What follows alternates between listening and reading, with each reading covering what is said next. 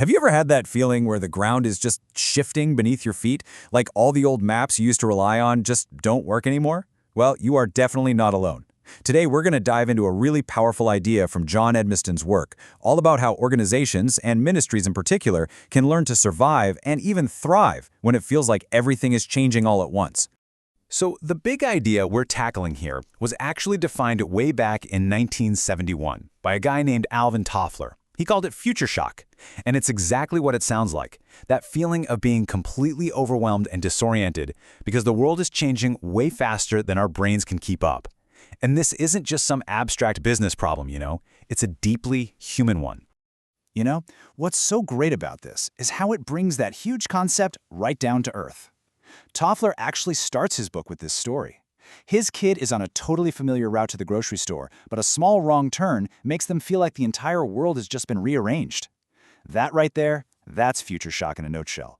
It's the feeling that even the solid landmarks you count on are suddenly gone. So how does all this actually play out for institutions like churches or ministries? Well, the first huge wave of change was basically a digital tsunami. We're not really on solid ground anymore. We're all just trying to swim in this huge digital ocean. Okay, just let this number sink in for a second. 85%. According to Edmiston's research, 85% of people who might visit a church will check out its website before they even think about stepping through the actual doors. Your digital front door is now your main entrance. If that door is locked, or it's broken, or maybe it doesn't even exist, most people are never even going to try the handle on the real one. And this really shows the fundamental shift that's happened. The very first point of contact for someone looking for answers or community is now a screen. The traditional gatekeepers of information, the pastors, the scholars, they've been bypassed. For life's biggest questions, people's first stop is now a search bar. The whole authority structure has been completely flattened out.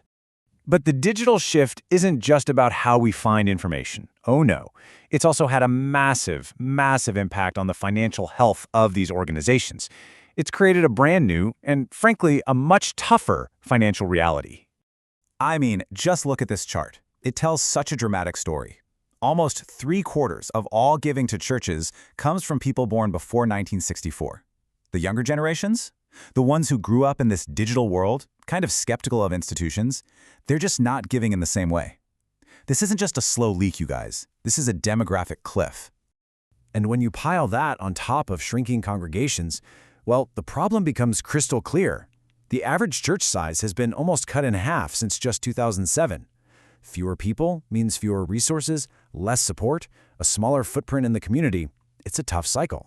And here's the direct result of that. Look at the budgets. A drop from almost $200,000 down to $125,000. And get this, that's before you even factor in more than a decade of inflation. So in reality, it means trying to do so much more with so much less. It's a reality that countless organizations are facing right now.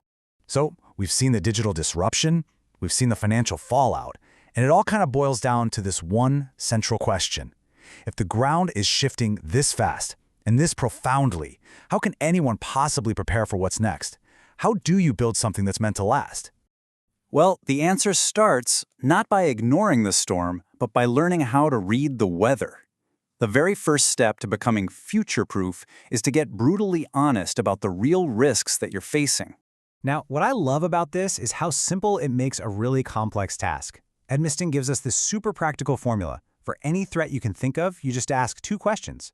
First, on a scale of 0 to 5, how truly awful would it be if this happened? That's your severity score. Second, same scale, how likely is it to actually happen? That's your probability.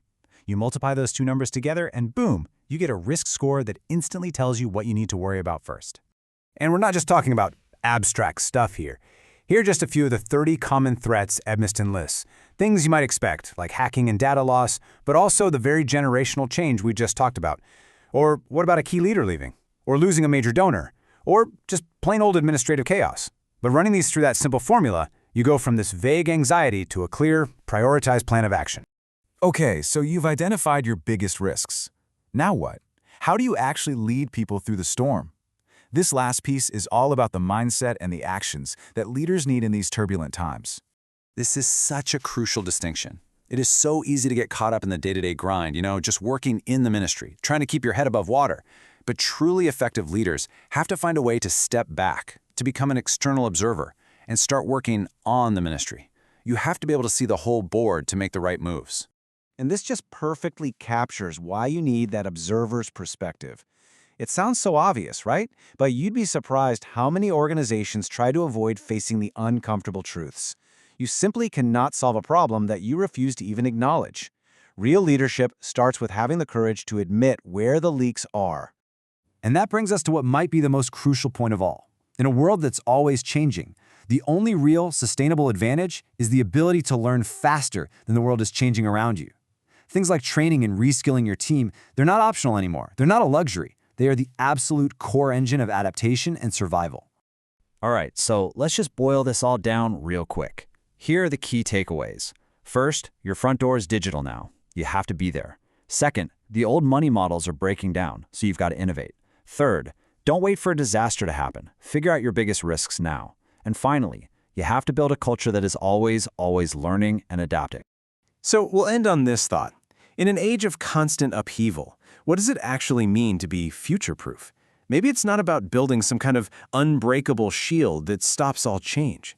Maybe it's about building the resilience, the wisdom, and the faith to adapt, to learn, and to keep finding your way, even when it feels like the supermarket is moved.